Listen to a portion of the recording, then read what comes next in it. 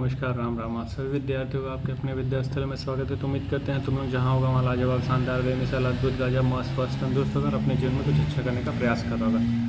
तो जो आज का वीडियो है इसमें हम लोग फिर से कंटिन्यू करने वाले हैं सिस्टम ऑफ पार्टिकल, जिसका हम लोग कल बेसिक इंट्रोडक्शन देखे थे। तो इस चैप्टर को शुरू कर चुके हैं, बेसिक इंट्रोडक्शन भी देख चुके हैं हम लोग। तो आज जो हम लोग बात करेंगे, आज अपना टॉपिक का शुरू है। कल तो हम लोग बेसिक चीज़ जाने थे, क्या पढ़ना है, कैसे पढ़ना है, ये सब चीज़ हम लोग कल देखे थे, क्या क्या एग्जाम्पल होता है, ये सब चीज़ देखे थे। आज से अपना चैप्टर शुरू होता है। तो सबसे पहला टॉपिक होगा इस चैप्टर में, हो जाएगा सेंटर ऑफ मास। तो सेंटर ऑफ मास कल हम लोग डिस्कस किया मतलब थोड़ा सा बताए थे। तो जैसे मान लो ये है अपने पास, ये हाईलाइटर है अपने पास। ये हाईलाइटर को अगर हम यहाँ से होल्ड करना चाहें तो क्या होल्ड कर पाएंगे?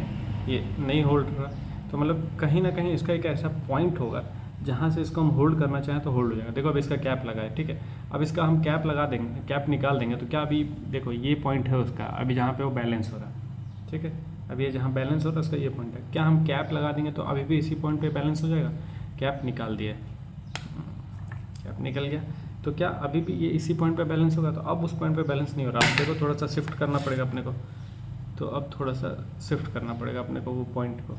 तो क्यों ऐसा हो रहा है? लेकिन जैसे हम यहाँ पे कैप लगा देंगे तो देखो कैप लगा गिर गया नहीं है। तो कैप लगाने से उसका वो पॉइंट दूसरा है, कैप निकाल दे रहे हैं तो जो बैलेंस होने वाला पॉइंट है वो दूसरा है।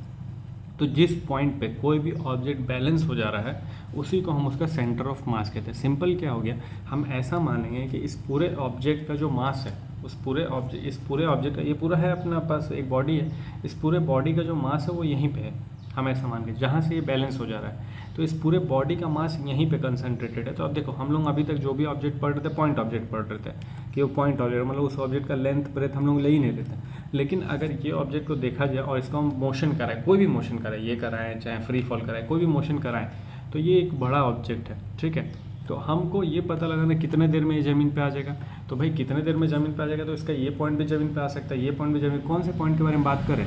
तो हम लोग कोई पॉइंट के बारे में बात नहीं कर रहे थे, हम लोग इसको एक पॉइंट ऑब्जेक्ट ही मानते थे। हम बोलते थे कि ये एक छोटा सा ऑब्जेक्ट है, ये पूरा एक साथ नीचे आ रहा है। जबकि जैसे देखो नीचे आने का मतलब ये हुआ कि जैसे ये ज़मीन है, ये ऐसे टकराया, ऐसे गिरा, मतलब कौन से हिस्से को हम बोल रहे हैं नीचे लाना, कौन से हिस्से को, ये हमको नहीं क्लियर था। तो अब हम लोग क्या करेंगे, इस पूरे ऑब्जेक्ट का जो मास है उस मास के साथ डील करेंगे। तो इस पूरे ऑब्जेक्ट का मास यहाँ पे है, ठीक है, इस पूरे जहाँ से ये बैलेंस हो जा रहा है। तो हम ऐसा मानेंगे जहाँ से ये बैलेंस हो जा रहा है उस पॉइंट पे इस पूरे ऑब्जेक्ट का मास लोकेटेड है। उस मास का मोशन अब हम लोग पढ़ेंगे, ये ठीक है। ये जो मास है ये किस तरीके से मोशन करेगा या इसके मोशन के बारे में हम पढ़ेंगे। तो सबसे पहले मास को जान लिया जाए कि मान लो अगर ये एक पार्टिकल है, ये एक बॉडी है, तो इसका सेंटर ऑफ मास हम लोग कैसे निकालेंगे। 2 पार्टिकल है तो उसका सेंटर ऑफ मास कैसे निकालेंगे, 3 है तो कैसे निकालेंगे, प्लेन में है तो कैसे निकालेंगे, पोजीशन वेक्टर से कैसे रिलेट करेंगे, यही सब अपने को मैथमेटिकली देखना है। तो सेंटर ऑफ मास का डेफिनेशन क्या हो जाएगा? तो सबसे पहले हम लोग डेफिनेशन के बारे में बात करें। ये क्या है? The point in the system where the whole mass of the system can be suppose to be concentrated. तो वही बात हो गया कि कोई भी एक सिस्टम है, उस पूरे सिस्टम का जो पूरा मास है उसी पॉइंट पे हम लोग कंसनट्रेटेड मानेंगे, एक ही जगह पे, as because the procedure to study the motion of the system become much simple. तो इसके वजह से क्या हो जाएगा, अपने को जो पढ़ाई करना है स्टडी ऑफ मोशन, देखो बात हो गया ना, स्टडी ऑफ मोशन जो करना है अपने को वो बहुत आसान हो जाएगा। जैसे हम इसको फेंक रहे हैं तो हम किसका मोशन मानेंगे? तो हम इसके मास का मोशन मानेंगे। तो मास का मोशन मानेंगे तो इसका मास यहाँ पे, उसके मोशन को हम लोग स्टडी करेंगे, ठीक है। तो ये हो गया अपना सेंटर ऑफ मास का कॉन्सेप्ट। अब सेंटर ऑफ मास हम लोग निकालेंगे किस किस चीज़ के लिए निकालेंगे? तो सबसे पहले 2 पार्टिकल सिस्टम के लिए, मतलब 2 पार्टिकल है अपने पास, उन दोनों पार्टिकल का 2 अलग अलग पार्टिकल है। जैसे मान लो ये दोनों है, इन दोनों पार्टिकल का हमको सेंटर ऑफ मास निकालना है। तो कैसे निकालेंगे? तो इन दोनों पार्टिकल का सेंटर ऑफ मास निकालने के लिए कुछ फार्मूला हम लोग के पास आएगा। तो सबसे पहले कह रहा है कि लेट 2 पार्टिकल सिस्टम, इसको साइड कर दे, कह रहा है let 2 particle of mass m1 and m2 lying at a point a and b along x axis from origin as shown. तो फिगर में दिखाया गया, तो फिगर में क्या दिखाया गया? फिगर में ये दिखाया गया कि अपने पास 2 पार्टिकल है, एक है मास m1, ठीक है, और एक पार्टिकल है अपने पास मास m2 का। इन दोनों पार्टिकल को हम लोग ओरिजिन O से कुछ दूरी पे सेपरेट करके रखे। वो दूरी क्या है अपने पास? तो वो दूरी है x1 और वो दूरी है x2। मतलब मास m1 को ओरिजिन से x1 दूरी पर रखा गया, मास m2 को ओरिजिन से x2 दूरी पर रखा गया, ठीक। तो इन दोनों का सेंटर ऑफ मास कहाँ आएगा ये अपने को बताना है। तो हम लोग क्या कर लेंगे, तो हम लोग के पास एक फार्मूला है, मैथमेटिकली फार्मूला क्या आता है अपने पास? सेंटर ऑफ मास, मतलब ऐसे सिस्टम का सेंटर ऑफ मास निकालने के लिए क्या कर रहे हैं? मास इंटू डिस्टेंस, मतलब m1 x1 plus m2 x2, मतलब हम एवरेज निकाल रहे हैं। एवरेज क्या हो जाएगा उस हिसाब से फिर m1 प्लस m2, ये अपने पास सेंटर ऑफ मास आ जाएगा दो पार्टिकल सिस्टम के लिए। तो जब दो पार्टिकल सिस्टम है अपने पास जिसका मास m1 है जो किसी ओरिजिन से x दूरी पे है, जो m2 मास है किसी ओरिजिन से x2 दूरी पे है, तो उनका अगर सेंटर ऑफ ये कोऑर्डिनेट ज्योमेट्री में तुम लोग पढ़ा हुआ है क्लास 9th में। कोऑर्डिनेट ज्योमेट्री जो आया होगा, अगर हम लोग को निकालना रहता तो हम लोग ऐसे करके निकालते थे उसमें। तो अगर हम लोग को ये निकालना है कि सेंटर ऑफ मास क्या हो जाएगा, तो दो पार्टिकल सिस्टम का जिसका दूरी x1 x2 है, तो उसके लिए हम लोग ये कहानी कर लेंगे। अगर मान लो यहाँ पे कंडीशन लगा दी, कंडीशन क्या हो जाए, if m1 is equals to m2 is equals to m, मतलब दोनों मास सेम है। अगर दोनों मास सेम है और दोनों का डिस्टेंस अलग अलग है, तो सेंटर ऑफ मास कहाँ आ जाएगा। तो सेंटर ऑफ मास कहाँ लोकेट हो जाएगा, ये हम लोग को निकालना है। तो दो अलग अलग मासेस, दो सेम मास को अगर हम लोग अलग अलग दूरी पर रखें तो क्या हो जाएगा सेंटर ऑफ मास। तो उस केस में ये m हो जाएगा, ये भी m हो जाएगा, ये x1 x2 हो जाएगा। तो m x1 m x2 upon में m प्लस m, ऊपर से m कॉमन ले लें तो क्या बचेगा x1 प्लस x2 और नीचे होगा अपने पास 2m। तो m से m कैंसिल, तो कुल मिला के जो सेंटर ऑफ मास आ जाएगा वो क्या आ जाएगा, x1 plus x2 divided by 2। देखो अभी ये जो चीज़ है x1 प्लस x2 डिवाइडेड, यहाँ कहीं भी m का रोल है। तो जब कभी भी इक्वल मास है अपने पास, दो इक्वल मास है, ये एक मास हो गया और ये एक मास हो गया, दो अगर इक्वल मास है अपने पास, तो इन दोनों का जो सेंटर ऑफ मास है, इन दोनों का जो सेंटर ऑफ मास होगा अपने पास वो एग्जैक्टली कहीं बीच में आ जाएगा। तो इन दोनों का सेंटर ऑफ मास अपने को कहाँ मिलेगा, एग्जैक्टली कहीं बीच में मिलेगा। ये जो बीच है वही इसका कोऑर्डिनेट हो गया। तो ये मास क्या था अपने पास, ये भी मास m था, ये भी मास क्या था, m था। तो इन दोनों मास का अगर हमको सेंटर ऑफ मास निकालना है तो क्या हो जाएगा, मिड पॉइंट हो जाएगा किसका, x1 और x2 का। और x1 x2 क्या है, तो x1 है m1 का दूरी, x2 था m2 का दूरी। तो उसके मिड पॉइंट में आने लगेगा जब दो इक्वल मास को हम लोग ले लेंगे। तो ये तो हम लोग अभी जनरल फार्मूला देख लिया। अब इसी चीज़ को थोड़ा सा आगे एक्सटेंड किया जाए, प्लेन में लेके चला जाए। मान लो अगर दो मासेस हैं प्लेन में, अगर हम इन दोनों मासेस को रखें, प्लेन कहने का मतलब अब हमको कोऑर्डिनेट में डील करना है। तो एक मास हो गया ये m1, ठीक, और एक मास हो गया अपने पास ये m2। दोनों का कुछ पोजीशन वेक्टर होगा, तो एक का पोजीशन वेक्टर r1 ले लेंगे, तो m1 का पोजीशन वेक्टर ओरिजिन से r1 हो जाएगा, m2 का पोजीशन वेक्टर r2 हो जाएगा ओरिजिन से, ठीक है। ये दो पोजीशन वेक्टर हो गया। तो अब इन दोनों के बीच का सेपरेशन क्या हो गया, तो इन दोनों के बीच का सेपरेशन ये हो जाएगा, जिसको r से हम लोग डिनोट करते हैं। लेकिन यहाँ पे हम लोग को क्या निकालना, सेंटर ऑफ मास निकालना। तो सेंटर ऑफ मास यहाँ कहीं लोकेट हो जाएगा, ठीक है। तो अब सेंटर ऑफ मास यहाँ कहीं लोकेट है, तो सेंटर ऑफ मास का जो सेंटर ऑफ मास है, सेंटर ऑफ मास का जो दूरी है, ओरिजिन से जो दूरी है, उसका हम लोग क्या ले लेंगे, r वेक्टर। ये सब पोजीशन वेक्टर है। तो m1 का पोजीशन वेक्टर r1 है, m2 का पोजीशन वेक्टर r2 है, जो सेंटर ऑफ मास का पोजीशन वेक्टर है वो r वेक्टर है। तो हमको r वेक्टर कैसे लिखेंगे, तो जब कभी भी ऐसा केस आ जाएगा, कह रहा two particle system in a plane with r1 and r2 are the position vector with respect to origin, then the position vector r, centre of mass का जो पोजीशन वेक्टर वो कैसे लिखेंगे हम लोग, क्योंकि सेंटर ऑफ मास का position vector हो जाएगा m1 r1 plus m2 r2 upon में m1 प्लस m2। ये हो जाएगा अपने पास पोजीशन वेक्टर किसके लिए, सेंटर ऑफ मास के लिए। तो यहाँ पे भी हम लोग पोजीशन ही निकाल रहे हैं, ये सेंटर ऑफ मास निकाल रहे हैं, मास का नहीं वैल्यू, पोजीशन निकाल रहे हैं हम लोग, x1 x2 पोजीशन निकाल रहे हैं कि कहाँ पे होगा वो सेंटर ऑफ मास। भले डिनोट सी से कर दिया लेकिन है वो पोजीशन। सेम कहानी यहाँ पे भी हम लोग क्या निकाले, पोजीशन निकाले हैं, लेकिन ये प्लेन में निकल गया पोजीशन। r1 r2 क्या है, पोजीशन वेक्टर्स है। अगर यहाँ पे भी कंडीशन लगाते हैं ये वाला क्या, m1 equals to m2 is equals to m, मतलब दोनों मास को सेम कर दें।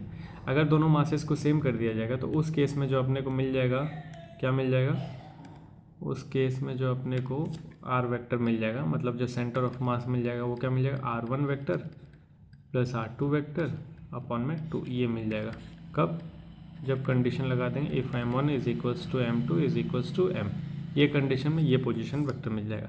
तो ये भी पोजीशन वेक्टर कहीं ना कहीं मिड पॉइंट की तरह बिहेव कर रहा। तो कुल मिला के स्ट्रेट और सिंपल ये हो गया कि दो पार्टिकल सिस्टम है तो अपने पास पोजीशन वेक्टर में अगर सेंटर ऑफ मास निकालना तो ये हो जाएगा, जनरल तरीके से position of vector centre of मास निकालना तो ये हो जाएगा, ठीक है। अगर कंडीशन लगाती है मास इक्वल है तो ये कहानी हो जाएगा जनरल में, और ये हो जाएगा अपने पास पोजीशन वेक्टर में, ठीक है। तो उम्मीद करते इतना समझ आएगा, कोई बहुत बड़ा चीज़ नहीं है। अब इसी चीज़ को आगे ये लिख रहा है कि अगर हमको centre of for different axis centre of mass can also भी रिटर्न है, अलग अलग एक्सिस के अगर बात करना कि सेंटर ऑफ मास अलग अलग एक्सिस के लिए क्या हो जाएगा, तो सबसे पहले हम लोग लिखेंगे एक्स सेंटर ऑफ मास, मतलब एक्स के लिए क्या हो जाएगा। फिर उसके बाद हम लोग अगर निकालना है तो वाई के लिए भी निकाल सकते हैं, और उसके बाद हम लोग को निकालना है तो हम लोग जेड के लिए भी निकाल सकते हैं। लेकिन यहाँ जेड में नहीं जाएंगे, क्यों नहीं जाएंगे, क्योंकि भाई हम लोगों के पास प्लेन में बात करें, प्लेन में बात करने का मतलब दो ही कोऑर्डिनेट है, एक्स और वाई होगा। तो अगर x और y होगा तो अगर हमको x में निकालना है तो x के लिए ये कहानी हो गया m1 x1, जो भी हम लोग देखे थे m1 x1 plus m2 x2 अपन में m1 प्लस m2। अगर इसी चीज़ को y के लिए निकालना है तो m1 y1 plus m2 y2 अपन में m1 प्लस m2। तो देखो चीज़ों को आप धीरे धीरे समझो। सबसे पहले हम लोग ओरिजिन से निकाल रहे थे, तो जो ओरिजिन वाला है वही x में हो गया। अगर उसी चीज़ को y से निकालना है तो x की जगह क्या कर देंगे, y कर देंगे। उसी चीज़ को पोजीशन में निकालना है तो y की जगह r कर देंगे। उसी चीज़ को अगर हम लोग को मिड पॉइंट पे निकालना है, मतलब मिड पॉइंट के हम दोनों मास इक्वल हो जाएगा, दोनों मास इक्वल हो जाएगा तो केवल अपने पास जो कोऑर्डिनेट कह रहा है उस हिसाब से निकालेंगे। पोजीशन है तो r1 r2, x है तो x1 x2, y है तो y1 y2। इतना समझ आएगा। अब हम लोग निकालेंगे centre of mass for n particle system, मतलब कई सारा पार्टिकल। अभी तो हम लोग केवल 2 पार्टिकल देखें, अगर कई सारा पार्टिकल आ जाए तब क्या होगा। मतलब अभी तो केवल 2 पार्टिकल्स था, 2 मासेस था, अब बहुत सारे, जैसे मान लो इसी चीज़ में बात करें, इसमें बहुत सारा होगा, क्या बहुत सारा पार्टिकल्स होगा। तो इस बहुत सारे पार्टिकल का अगर हमको सेंटर ऑफ मास निकालना तब कैसे निकलेगा, क्योंकि अभी हम लोग क्या देखें, 2 पार्टिकल देखें, एक यहाँ देख लिए, एक यहाँ देख लिए। लेकिन अब मान लो इसके बात करेंगे तो इसमें बहुत सारा पार्टिकल्स होगा, छोटा छोटा बहुत सारा पार्टिकल होगा। उन सब का सेंटर ऑफ मास निकालने का क्या तरीका हो जाएगा, तो सिंपल तरीका हो जाएगा, कोई बहुत 30 मार्क नहीं, जो सीखें वही करना है। तो अपने पास क्या है, तो जो कहानी कह रहा है कि अपने पास n पार्टिकल है जिसका मास क्या हो जाएगा, m1 m2 m3, कहाँ तक हो जाएगा, mn तक हो जाएगा। उसी तरीके से अगर हम लोग आगे बात करेंगे इसी चीज़ में, तो क्या हो जाएगा कि जो अपने पास कोऑर्डिनेट हो जाएगा, पोजीशन हो जाएगा, क्या हो जाएगा, ओरिजिन से x1 x2 x3 xn हो जाएगा, कहाँ से, फ्रॉम ओरिजिन। ठीक है, ये हो जाएगा अपने पास पोजीशन वेक्टर। तो अगर इस केस में सेंटर ऑफ मास निकालना है तो जो हम लोग सीखे हैं वही करेंगे। तो अगर हम लोग को सेंटर ऑफ मास निकालना तो हम लोग क्या सीखे, m1 x1 m2 x2 plus m3 x3 plus m4 x4, कहाँ तक जाएंगे, mn xn तक। नीचे क्या हो जाएगा, तो सब मास को ऐड करना है, m1 m2 m3, कहाँ तक ऐड करना भाई, mn तक ऐड करना है, तो ये हो जाएगा mn। अब देखो यहाँ से अगर हम लोग बात करने जाएंगे तो इसको हम लोग सिग्मा से रिप्लेस करके लिख सकते हैं। क्या लिख सकते हैं, c is equals to sigma है किसका, m x का। तो m में भी i लगा देते हैं, x में भी i लगा देते हैं। i का वैल्यू क्या है, तो 1 से लेके n तक है, अपॉन ये है सिग्मा ऑफ m i कर देते हैं। i का वैल्यू क्या है, 1 से लेके n तक। ये इस तरीके से लिख सकते हैं। तो ये हो गया अपने पास सबमिशन किसके लिए, पूरे n पार्टिकल सिस्टम के लिए। अब इसी चीज़ को अगर हमको पोजीशन वेक्टर के लिए बताना है कि मान लो अगर n पार्टिकल सिस्टम है प्लेन में, n पार्टिकल सिस्टम प्लेन में, तो जो हम लोग सीखें उसी को फिर से अप्लाई करेंगे। तो r वेक्टर, तो m1 r1 m2 r2, कहाँ तक, mn rn तक।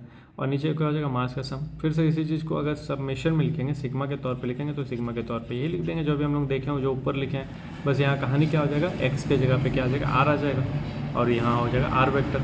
ये जो है यहाँ हो जाएगा r वेक्टर, और यहाँ हो जाएगा अपने पास r वेक्टर। तो ये जो हो जाएगा अपने पास r के लिए, पोजीशन वेक्टर के लिए कहानी हो गया।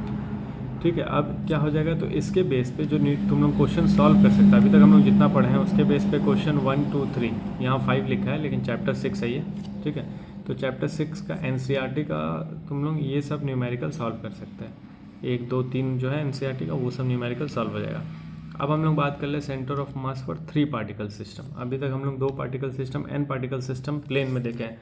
अब हम लोग 3 पार्टिकल सिस्टम को प्लेन में देखेंगे। ठीक है, प्लेन में अभी तक हम लोग 2 पार्टिकल सिस्टम देखे थे, प्लेन में अब हम लोग 3 पार्टिकल सिस्टम देखेंगे। 3 particle system in a plane, और क्या निकालना अपने को, सेंटर ऑफ मास निकालना है। तो 3 पार्टिकल है तो मास क्या हो जाएगा, m1 m2 m3 हो जाएगा। कोऑर्डिनेट क्या हो जाएगा, तो कोऑर्डिनेट हो जाएगा, प्लेन में है तो हर एक का coordinate x1 y1 x2 y2 और x3 y2, हर एक का कोऑर्डिनेट होगा। अब हमको क्या निकालना, सेंटर ऑफ मास। कैसे निकलेगा, तो कैसे निकलेगा भाई, कोशिश से निकलेगा। तो क्या लिख लें, तो लिखने का सबसे पहला हम लोग को क्या निकालना है, कोऑर्डिनेट निकालना है। तो इस केस में जब हम लोग प्लेन में बात करने जाएंगे तो प्लेन में अगर अपने पास जो आंसर आएगा वो भी प्लेन के हिसाब से ही तो आएगा। अगर हम 3 पार्टिकल सिस्टम प्लेन में लिए हैं तो अपने पास इस प्लेन में जो आंसर आएगा कोऑर्डिनेट के हिसाब से आएगा। जो भी अपने पास आंसर आएगा उसका 2 कोऑर्डिनेट होगा, एक होगा x कोऑर्डिनेट, एक होगा y कोऑर्डिनेट। तो x कोऑर्डिनेट कैसे निकालेंगे 3 पार्टिकल सिस्टम के लिए, तो क्या लिख देंगे, अगर हमको x कोऑर्डिनेट निकालना है 3 पार्टिकल सिस्टम के लिए, तो m1 x1 m2 x2 और m3 x3 अपॉन में m1 plus m2 plus m3। इसी तरीके से y कोऑर्डिनेट निकालना है तो m1 y1 m2 y2 plus m3 y3 upon में m1 plus m2 plus m3। ये अपने पास कोऑर्डिनेट निकल के आ गया किसका, सेंटर ऑफ मास का। कब, जब 3 पार्टिकल सिस्टम को हम लोग प्लेन में लेंगे तो उसका कोऑर्डिनेट क्या हो जाएगा, x कोऑर्डिनेट ये हो जाएगा, y कोऑर्डिनेट ये हो जाएगा। अब इसमें कंडीशन क्या, कि अगर तीनों मासेस को इक्वल कर दें, तीनों मासेस को इक्वल करते हैं। जैसे कहने का क्या मतलब हो गया कि हम एक प्लेन बना भी देते हैं। जैसे ये हो गया अपने पास एक प्लेन, ठीक है। ये प्लेन में, इस प्लेन में 3 पार्टिकल सिस्टम है, एक यहाँ है कहीं, एक यहाँ है कहीं, मान लो एक यहाँ है कहीं, ये 3 पार्टिकल सिस्टम हो गया। इन तीनों पार्टिकल सिस्टम का हम सेंटर ऑफ मास निकालेंगे तो उसका फॉर्मूला आएगा, मतलब वो कहीं ना कहीं मान लो दूसरे पेन से बता दे रहे ये आया, इन तीनों का जो सेंटर ऑफ मास निकालें मान लो यहाँ कहीं आया, ठीक है, ये आया सेंटर ऑफ मास इन तीनों का। तो उसका कोऑर्डिनेट क्या हो जाएगा, तो एक्स का कोऑर्डिनेट ये होगा, वाई का कोऑर्डिनेट ये हो जाएगा। अब कंडीशन क्या लगा दे, कंडीशन ये लगा दे कि तीनों मासेस को इक्वल कर दें। तीनों मासेस को अगर इक्वल कर देंगे, एम के बराबर कर देंगे, तो उस केस में जो सेंटर ऑफ मास हो जाएगा वो क्या हो जाएगा, तो सेंटर ऑफ मास का जो कोऑर्डिनेट हो जाएगा वो ये हो जाएगा क्या, तो x is equals to x1 plus x2 plus x3 upon में 3। Similarly y is equals to y1 plus y2 plus y3 upon में 3। तो ये कहीं ना कहीं 3 पार्टिकल सिस्टम में ये जो चीज़ है ये भी मिड पॉइंट या फिर सेंट्रॉइड की तरह बात करता है। तो जैसे जब कभी भी हम लोग मासेस को इक्वल कर देंगे तो जो सेंटर ऑफ मास हो जाएगा अपने पास सिस्टम ऑफ 3 पार्टिकल्स के लिए, वो कॉन्साइड करेगा किससे, सेंट्रॉइड ऑफ द ट्राइंगल के लिए फॉर्म बाय द पार्टिकल। तो जैसे मान लो अब इन तीनों पार्टिकल्स को अगर हम ज्वाइन करें, इन तीनों पार्टिकल्स को अगर हम ज्वाइन करें तो ये क्या बन रहा है, एक ट्राइंगल बनेगा। कभी भी 3 पार्टिकल हम लोग प्लेन में लेंगे तो हमेशा ज्वाइन करने पे एक ट्राइंगल ही बनेगा। कोई भी रैंडम ले लो, कहीं पे भी ले लो, कोई पॉइंट ले लो, देखो ज्वाइन करो, ट्राइंगल ही बनेगा हमेशा, ठीक है। तो 3 पार्टिकल सिस्टम अगर है अपने पास प्लेन में और उसको हम लोग उसमें मासेस को इक्वल कर दें, तब सेंटर ऑफ मास को अगर निकालना है तो वो क्या हो जाएगा, तो जो भी ट्राइंगल बन रहा है उन 3 पार्टिकल सिस्टम से, उस ट्राइंगल का सेंट्रॉइड हो जाएगा वो पॉइंट, जो सेंटर ऑफ मास है वो क्या हो जाएगा, सेंट्रॉइड हो जाएगा। तो ये है सेंटर ऑफ मास जो इस ट्राइंगल के लिए क्या बिहेव करेगा, सेंट्रॉइड की तरह बिहेव करेगा। कब, जब मासेस को इक्वल कर देंगे। तो उम्मीद करते ये भी समझ आएगा, इसमें भी कुछ बहुत 30 मार्क वाला चीज़ नहीं था। अब इस चीज़ को पोजीशन वेक्टर में लिखने जाएंगे तो पोजीशन वेक्टर में क्या लिखेंगे, R1 R2 R3 position vector है किसका, 3 पार्टिकल का विथ रिस्पेक्ट टू ओरिजिन। ये 3 पार्टिकल का पोजीशन वेक्टर है विथ रिस्पेक्ट टू ओरिजिन। तब हम लोग को क्या निकालना, पोजीशन वेक्टर और सेंटर ऑफ मास। तो कहानी वही है, बस किरदार बदल रहा है। यहाँ पे 3 हो जाएगा तो M1 R1 M2 R2 M3 R3 और अपन में M1 plus M2 plus M3, ये हो गया पोजीशन वेक्टर। इसमें भी कंडीशन लगा दें, अगर इसमें भी कंडीशन लगाएंगे तो कंडीशन लगाने से पहले एक्सिस के लिए बात कर लिया जाए। तो ये तो पोजीशन वेक्टर हो गया कि हम लोग को पोजीशन वेक्टर निकालना सेंटर ऑफ मास का, तो ये हो गया पोजीशन वेक्टर। लेकिन अगर इसको हमको कोऑर्डिनेट के फॉर्म में लिखना है, अलग अलग एक्सिस के फॉर्म में लिखना है, तब क्या हो जाएगा, तो एक्स के लिए कुछ आएगा, तो एक्स के लिए सेंटर ऑफ मास कुछ आएगा, वाई के लिए सेंटर ऑफ मास कुछ आएगा, जेड के लिए सेंटर ऑफ मास कुछ आएगा। तो एक्स के लिए कितना आएगा, तो भाई एक्स के लिए आ जाएगा एक्स में सारा M1 X1 M2 X2 M3 X3 और साथ में M1 M2 M3। वाई के लिए क्या आ जाएगा, तो सब वाई में आ जाएगा M1 Y1 M2 Y2 M3 Y3 और साथ में M1 M2 M3। Similarly Z में जाएंगे तो M1 Z1 M2 Z2 M3 Z3 और साथ में M1 M2 M3। तो ये अपने पास सारा कहानी निकल के आ गया, किसके लिए, कोऑर्डिनेट्स में। अगर 3 पार्टिकल सिस्टम है, कोऑर्डिनेट्स में निकालना है तो ये निकल के आ जाएगा अपने पास। अब हम लोग बात कर ले centre of mass of a system of n particles. फिर से अपने पास n पार्टिकल्स आ गया, जो अभी हम लोग थोड़ी देर पहले देखे थे, यहाँ देखे थे ना n पार्टिकल्स, ये n पार्टिकल्स देखे थे। तो यहाँ पे n पार्टिकल्स केवल एक के लिए देखे थे, मतलब केवल x में हम लोग देखे थे, मतलब अपने पास जो पोजीशन वेक्टर था उसका केवल ओरिजिन से x था। लेकिन यहाँ पे अपने पास प्लेन में हम लोग बात कर ले, सेंटर ऑफ मास हम लोग को निकालना है n पार्टिकल का, लेकिन प्लेन में बात करें तो प्लेन में बात करें तो यहाँ पे तीनों कोऑर्डिनेट अपने पास x भी है, y भी है, z भी है। मतलब हम लोग x y z एक 3D फिगर के लिए बात कर रहे हैं, वहाँ पे केवल एक्सिस के लिए बात हुआ था, एक एक्सिस के लिए बात हुआ था, यहाँ पे तीनों एक्सिस के लिए बात हो जाएगा, ठीक। तो क्या कह रहा है इसमें, सेंटर ऑफ मास निकालना है of a system of n particle, लेकिन यहाँ पे तीनों कोऑर्डिनेट का इस्तेमाल करके निकालना। तो अपने पास मासेस क्या हो जाएगा, n पार्टिकल है तो मास n तक हो जाएगा। और उसका अगर हम लोग स्पेस में बात करें, डिस्ट्रीब्यूटेड इन स्पेस, ठीक, तब उसका पोजीशन क्या हो जाएगा, मतलब कोऑर्डिनेट x1 y1 z1 ये पहले वाले के लिए हो जाएगा, दूसरे वाले के लिए x2 y2 z3, ऐसे कहाँ तक जाएगा, n तक जाएगा। तो n में क्या हो जाएगा, xn yn zn हो जाएगा। अब सबका सेंटर ऑफ मास निकालना, तो सेंटर ऑफ मास का भी 3 कोऑर्डिनेट निकलेगा, x y z निकलेगा। तो x के लिए क्या करेंगे, सारे x वाले को एक साथ कर लेंगे, देख लो, और इसको सिग्मा के फॉर्म में ये लिखेंगे, तो ये आ गया अपने पास x कोऑर्डिनेट। इसी तरीके से अगर हम लोग y कोऑर्डिनेट लिखने जाएंगे तो क्या लिखेंगे, तो y कोऑर्डिनेट, y वाला पूरा पार्टी एक साथ और मासेस हो गया नीचे, और समेशन में ये लिखेंगे। इसी तरीके से अगर हमको थर्ड कहने का मतलब z के लिए निकालना है, तो z वाला पूरा कोऑर्डिनेट एक साथ और मासेस को एक साथ लिख लें। अब इसको समेशन में ये लिखेंगे तो ये अपने पास तीनों कोऑर्डिनेट्स निकल के आ गया, x1 y मतलब x वाला, y वाला, z वाला। अब सेंटर ऑफ मास को, इसकी चीज़ को पोजीशन वेक्टर में लिखा जाएगा, तो पोजीशन वेक्टर में लिखे जाएंगे तो r वेक्टर हो जाएगा। अब r वेक्टर को हम लोग m1 r1 m2 r2 कहाँ तक जाएंगे, mn rn तक, और ये मासेस का सम हो गया, समेशन के फॉर्म में ये लिख देंगे अपने पास। तो कुछ ये सब बहुत 30 मार्क का वाला चीज़ है नहीं, जो सिंपल चीज़ है वो हम बताते चल रहे हैं। ऐसा कुछ है नहीं कि डिराइव करना है, सॉल्व करना है। जैसे जैसे अगर कुछ क्वेश्चन आएगा तो हम लोग सॉल्व करके निकाल भी लेंगे। अभी सब बेसिक चीज़ चल रहा है, मतलब एक तरह से नर्सरी क्लास चल रहा है तुम लोगों के लिए ये सब।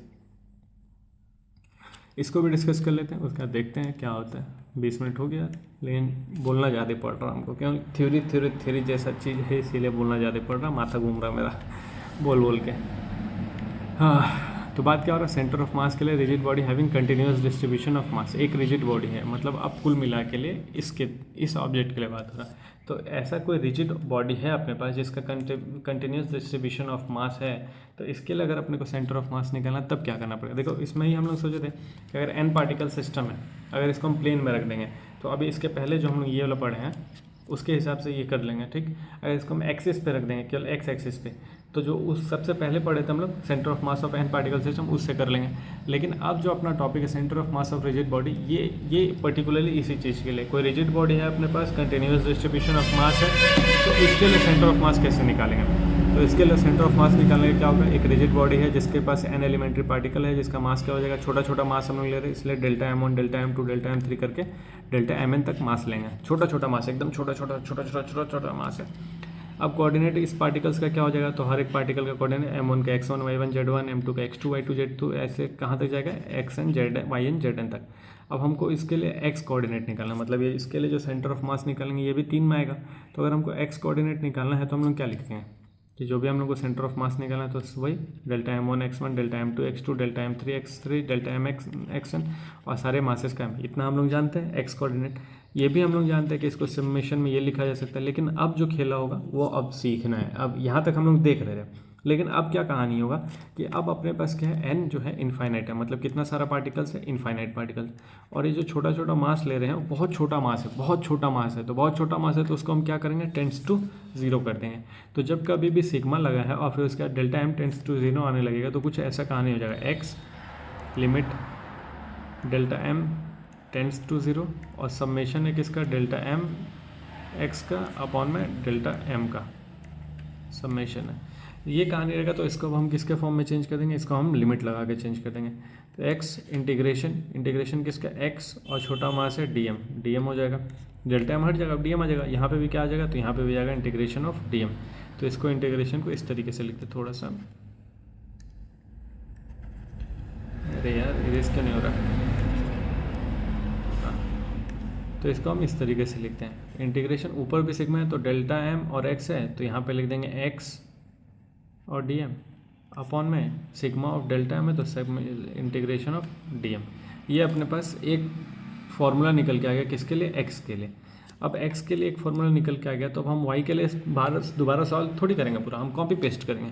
सिमिलरली इसी तरीके से y के लिए अगर लिखने जाएंगे, क्योंकि 3 कोऑर्डिनेट आना अपने पास x y z, तो x ये निकल गया, तो y निकालने जाएंगे तो क्या लिखेंगे, इंटीग्रेशन y dm और अपॉन में इंटीग्रेशन ऑफ dm कहने का मतलब क्या हो जाएगा, m हो जाएगा। या इसी चीज़ को लिख दो तो क्या लिख दो, this implies x is equals to integration of x dm upon में कैपिटल M। सिमिलरली इसको भी लिखने जाएंगे, z को अगर लिखने जाएंगे, मतलब z मास लिखना है अपने को, तो z क्या आ जाएगा, तो z आ जाएगा integration of z dm upon में कैपिटल M। तो ये अपने पास x कोऑर्डिनेट भी आ गया, y कोऑर्डिनेट भी आ गया, z कोऑर्डिनेट भी आ गया, ठीक है, इंटीग्रेशन के फॉर्म में। इसी तरीके से पोजीशन वेक्टर अगर लिखना है अपने को, पोजीशन वेक्टर लिखना है तो क्या लिखेंगे, r vector integration r dm upon में m, ठीक है। ये भी हो गया अपने पास, सेम तरीके से कॉपी पेस्ट मारते जा रहे हैं। अब क्या करते हैं, अब कंडीशन लगाएंगे। कंडीशन क्या हो रहा है कि if centre of mass is the origin of our coordinate system, कहने का मतलब क्या हो गया कि जो भी पार्टिकल है उसको हम ओरिजिन पे रखें, तो ओरिजिन पे रखेंगे तो जो x y z हो क्या हो जाएगा 0, या फिर पोजीशन वेक्टर भी क्या हो जाएगा उस केस में 0 हो जाएगा। तो पोजीशन वेक्टर चाहे x y z ये सब 0 होने लगेगा। तो ये जो हम लोग इंटीग्रेशन वाला पार्टी ले रहे हैं, इंटीग्रेशन ऑफ r dm वो 0 हो जाएगा, integration of x dm y dm z dm ये सब क्या होने लगेगा, ये सब 0 होने लगेगा। तो ये जब सब 0 होने लगेगा तो जो कोऑर्डिनेट है अपना 0 आने लगेगा, ठीक है।